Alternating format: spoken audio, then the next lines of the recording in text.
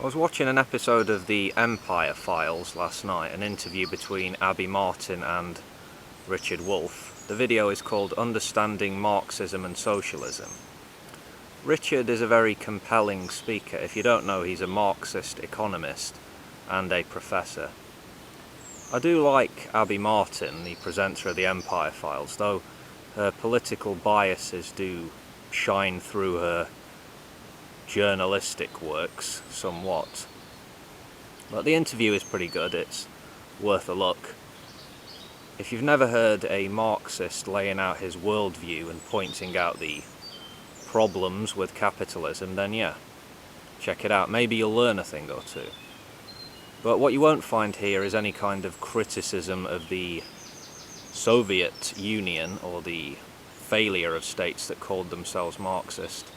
Anyway, it's not so much the interview I want to address here, as it's a couple of things said in the comments section which caught my eye.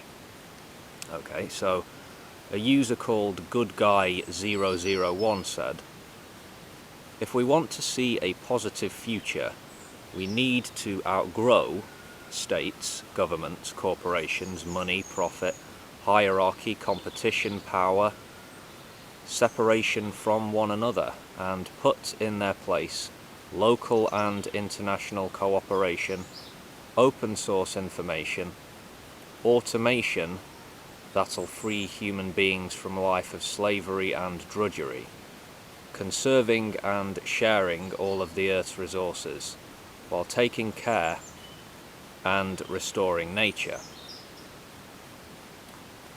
Well, I think there will always be some need for government in one form or another. We need a rule of law society. I would further say that I don't believe humans will ever outgrow hierarchy. Some of the more rigid and oppressive forms of hierarchy can be done away with through reform, but whether it's formal or not, we are creatures of social status. We rank and we grade and we establish pecking orders. Outgrow profit and money, control, power?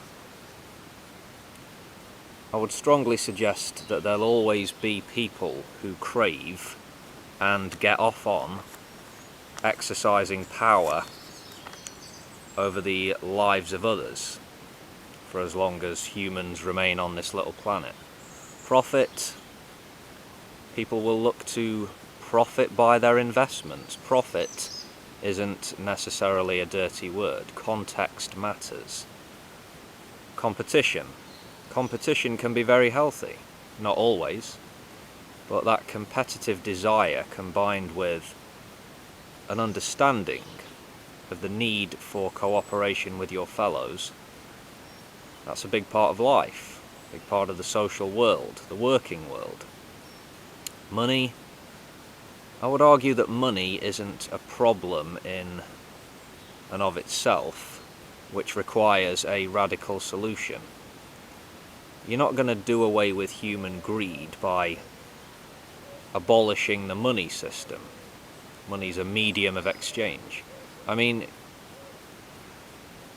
you can make the argument for a better, more sophisticated system, or you can attempt to, but simply stating to see a positive future we need to outgrow X, Y, and Z. Why? I'd have liked to see you elaborate there, good guy 001. Could have fleshed it out a bit. Yeah. Alright, the other thing which caught my eye, user called Edward Black said, "We've actually never seen socialism or capitalism. Both require, / demand, the full removal of the state." To which I say, what are you talking about?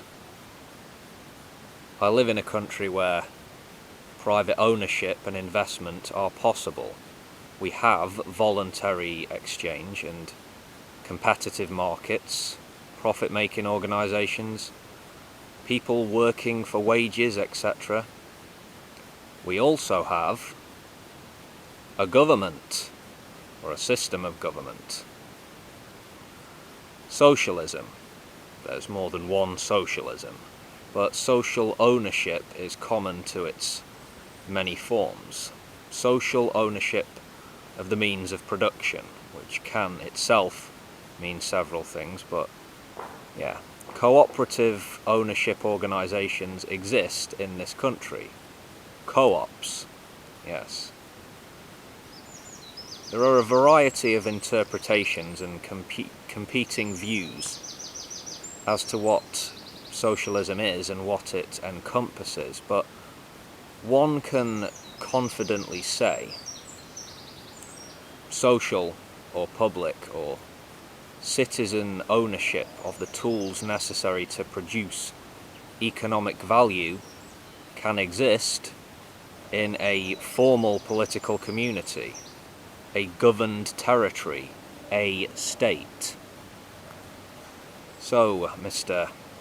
Edward Black, I don't know what you think you've seen, but rest assured, socialist and capitalistic institutions do exist around the world. Yeah. On that note, I'll bid you all a fair and pleasant day. Peace.